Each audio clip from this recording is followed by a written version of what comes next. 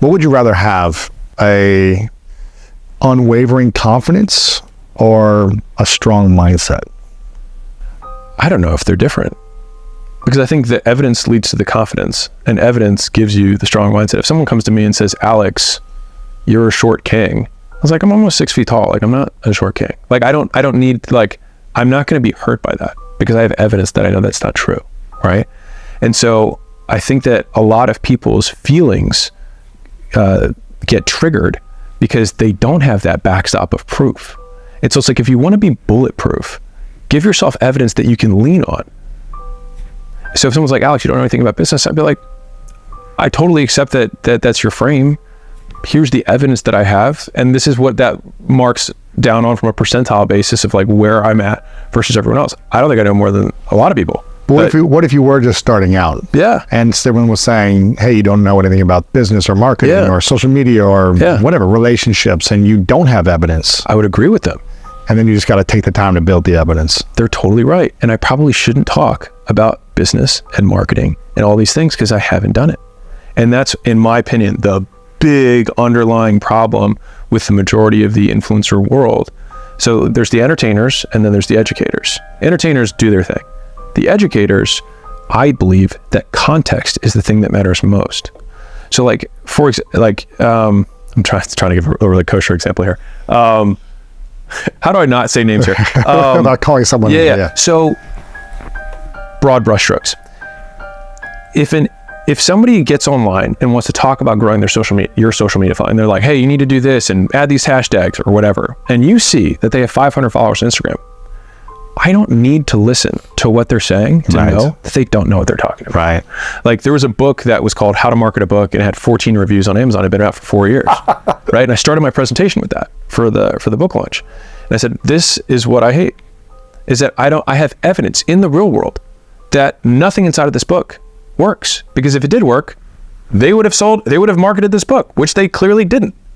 And so the issue is that there's this big glaring sign above everything of the content that people are making, which is the context that they're making it in. And so they're trying to be a fitness expert, but they don't really look like they're in shape, right? They want to be a marriage expert, except like most people see them, like, I don't know if I really want that marriage, right? And so like it's way easier to immediately start giving advice to people, and your advice might be valid, but you have no proof. And proof's the hard part, but proof is the only thing that matters, in my opinion, and especially in the court of the public. Like, Warren Buffett, I don't think is a particularly charismatic individual, but if he gets up and says, hey guys, you should dollar cost average into the S&P 500 for your investing, somebody might be like, oh my God, his advice is so simple. Like, my advice, Michael Hunton's so much better than Warren Buffett's. It's like, you know what? And it might be, except you just forgot to build $100 billion company. He's got proof and credibility. Context. And the reason, like, I've thought about this a lot, and I think the reason the context is so important is it actually becomes a faster and easier decision.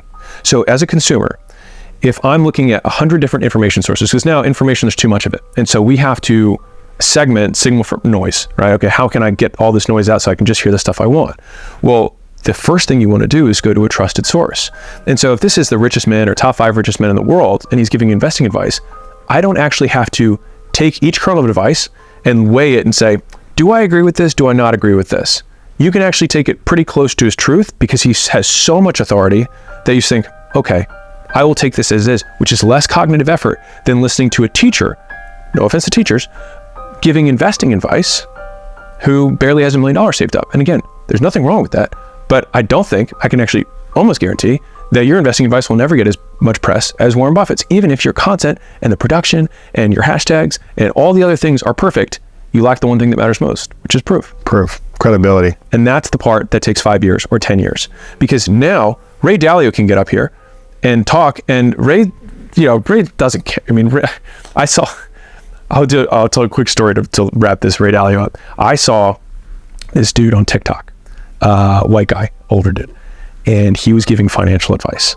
And these TikTok comments were just destroying him. He was talking about how to like prepare for an economic thing, whatever. And so people were just savage, right? The guy was Ray Dalio. Really? Because at the end of the day, everyone who doesn't know who you are doesn't know who you are. And it makes sense that they would be skeptical because many people in the past have been fakers. And so to want to win in the court of public opinion, especially if you're coming up, even with all the proof in the world, doesn't matter because they don't know yet. which is why you have to know, so that you can take it, because you know he's worth 38 billion. If they're like, you don't know what you're talking about, he's like, I'm doesn't not matter. bothered by this. Yeah, I don't care about your opinion or your approval. Right. Your opinion is irrelevant because I have facts. Yes. Now, if he was worth $10, it would probably destroy him because they're right. That's true. And I think that's really what a lot of people reject, the opinion of other. Like if I had, massive ears or something, like, I mean, people right now, they're like, oh, Alex is on trend, gear, steroids, whatever, right? Like that's the some of the comments that I'll trend, what does that mean? It's just it's a steroid. Okay. Trend gear. Yeah, it's like a steroid term. So there's Captain America gear and there's Iron Man gear. Oh, right? Iron Man gear is a suit. Captain America gear, you're injected. Oh, gotcha. I'm like, no, sorry, I know nothing about. I grew up in the fitness world. Yeah. It's so. So they're saying you're on steroids, right? Yeah. Right. And the answer is like, it makes sense that they would say that because I probably have more muscle than most of the people that they know, and most people who have lots of muscle take steroids, especially the professionals. Yeah. So like, should I be angry with them? No, it makes absolute sense that they would make that conclusion. So why should I be upset by that? I agree with you. Right. I do look like I take steroids. Thank you. Like, would I rather them think they're like, oh, we know he's natural. Like would I rather have the They reverse? say that to me. I'm like, okay. Yeah. And so anyways, all that to say that the hard work is in accumulating the undeniable stack of evidence that you are who you say you are. And the first person you have to convince is you. Because if you sell you because you know what you did to get here, then everyone else's opinion just doesn't matter. What if you're always trying to seek the approval of someone else as well as you? I think it's a trade-off over time. I mean, I don't want to pretend like I don't seek approval from others. I think it's... But you used to, you talked about in the previous episode about, really wanting to seek the approval of your father and trying to vanquish him eventually, right? Should we be seeking the approval of other people, or is it more about our future self? I think that the approval-seeking behavior is super difficult to break in general because as children, we are trained to be humans through approval, right? Like you did well, you did not, and that's how you learn how to be human. To survive. Right, exactly. Like behavior. Don't cross the street. Yeah, I mean, like there's so many reinforcing events that make it that I will listen to the opinion of others. You get older, you find out that they don't know what they're talking about. But I think that there's the reason that a lot of people who are like really into classical religions is that they just switch who they get approval from.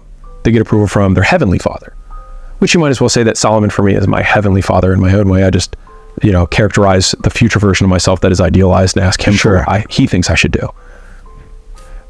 But fundamentally, I don't know if I've necessarily gotten rid of that approval. I've just shifted where I try to get it from. So you're not seeking from others, like audiences that you don't know. You're seeking from your future Internal self. approval. Yeah. That's big. But if you're real about it, if you're really real about it, then I think it's the highest bar because that guy knows whether you cut corners.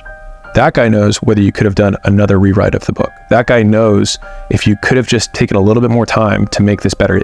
That guy knows if you could have prepped for that interview longer than you did. And so if you can earn that guy's approval, then you walk into the interview completely unshaken because you already won because that guy knows what you did to get there. And so then you can be loosey-goosey.